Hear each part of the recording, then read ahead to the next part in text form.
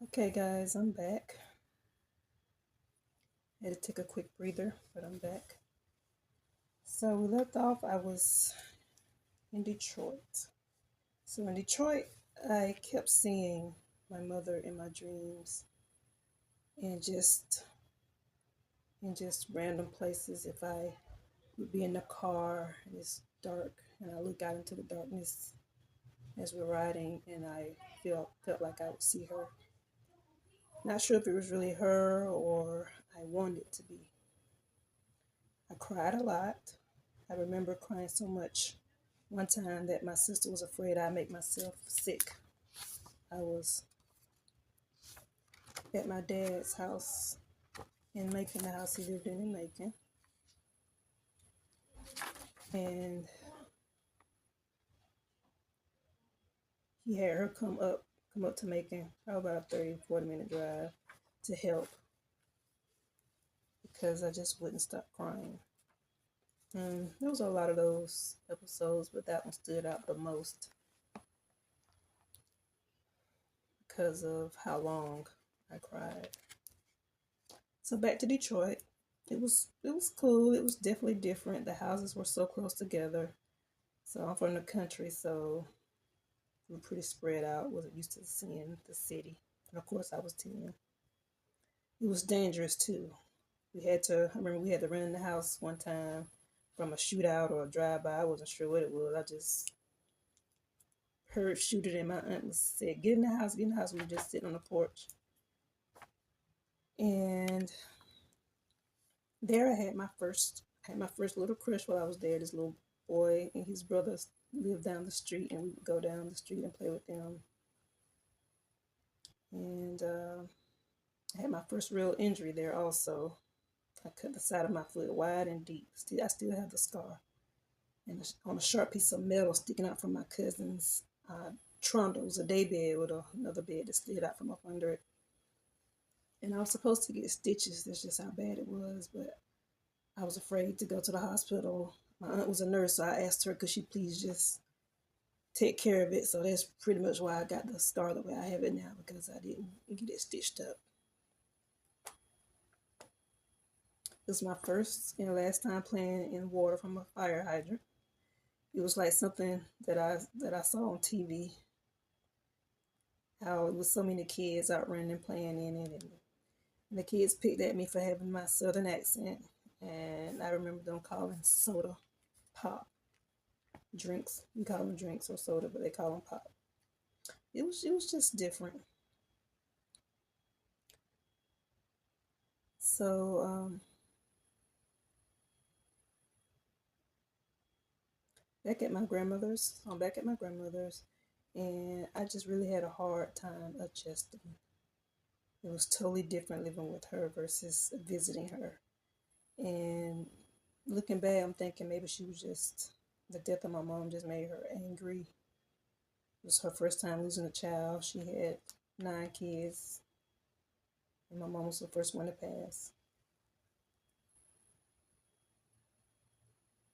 She wasn't as kind as I thought she would be at times. And she tried controlling little things like not allowing me to have the fan on if I was up under the covers, or she would eavesdrop if I was on the phone with my little friends. Just snappy and smart remarks. I definitely know it was different for her and hard for her now that I'm an adult, so I could only imagine. I had the good times too, though. Um, although I'm still alone a lot because, people had their own lives. Everybody went back to their own lives. She had this small, oddly built home where you could just go around in a circle. The bathroom and the kitchen were back to back to each other. And there was you could walk in, and you go to your left, there would be a bedroom. You walk through that bedroom to another room, and then around to the kitchen. Walk through the kitchen, there's the living room. I mean, the dining room, and then walk through the dining room, there's the living room, and then you're back to the front. But if you between the kitchen and dining room, there was a door you could go through. which used to be the carport, which used to be the back porch that she closed in and had her washer and dryer back there. And that's where my room was. It was very narrow, of course, because it was used to be a porch. And my bed was literally in front of the washer and dryer. So you walk between my bed and the washer and dryer. And that was my room. And I did my best to make it my own. I had a sofa in there and a dresser. And I got a fish in a fish tank at some point. And I stayed in my room a lot, and I listened to music a lot. Remember Whitney Houston and living some Prince, Salt and Pepper, and Babyface. That was even before my mom passed. And my cousin Tamika would visit a lot, and a few other cousins would visit. Family always gathered there on the holidays. And she would give me what I asked for Christmas, and I don't really remember birthdays.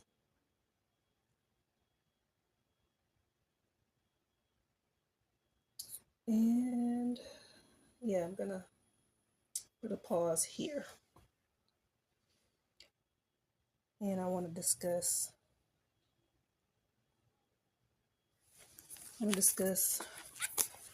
what I learned from that time frame.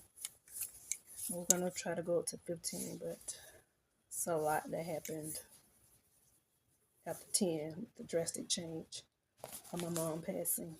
So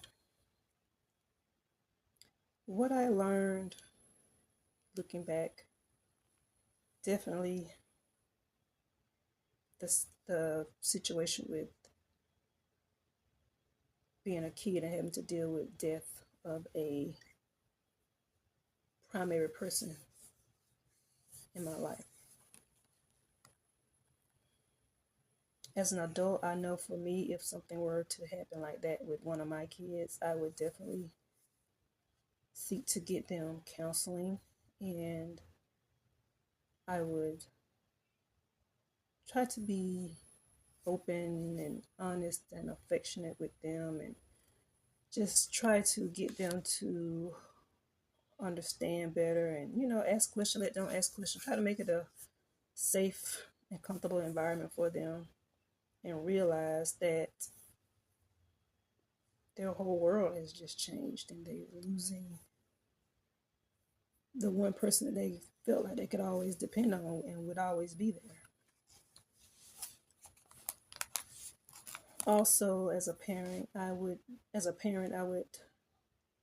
never expose my child to something so traumatic, and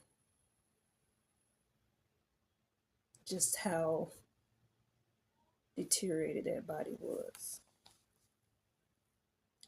Also, as a adult now and looking back, I know that although her body was that way, I know that her soul was still intact, and I know that we may suffer and deal with certain things in the physical, but what's important is that our souls live on and that she was in a much better place. And just to not take it so personal. But of course, at my age as a child, that's all I could do. I was very angry, extremely angry and sad, because I literally felt like I could not survive or live. No child can live without their mother. That's just what I thought as a 10-year-old. And I used to ask what's going to happen to me, and how, who's going to teach me stuff.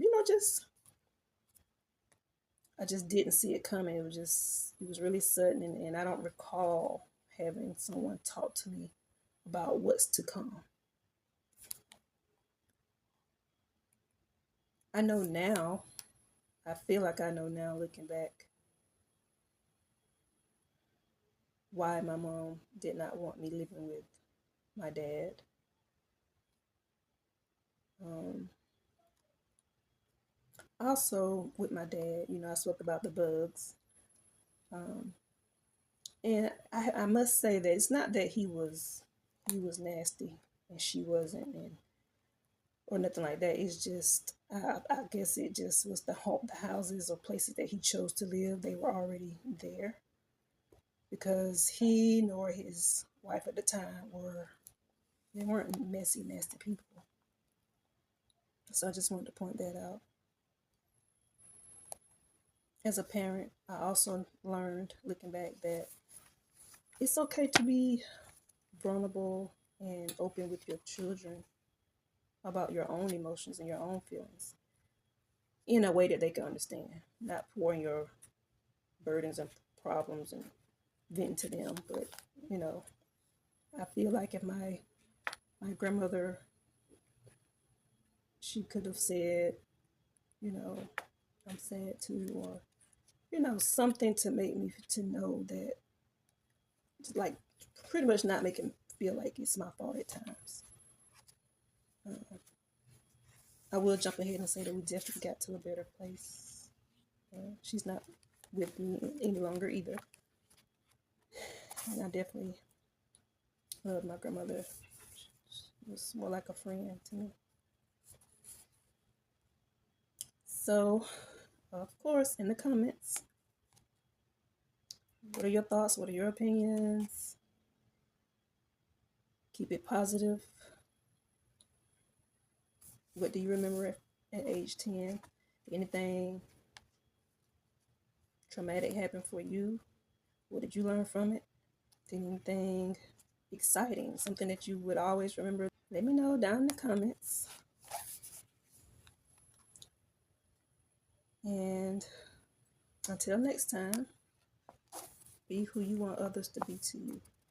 But I also want to add, don't let people mistreat you.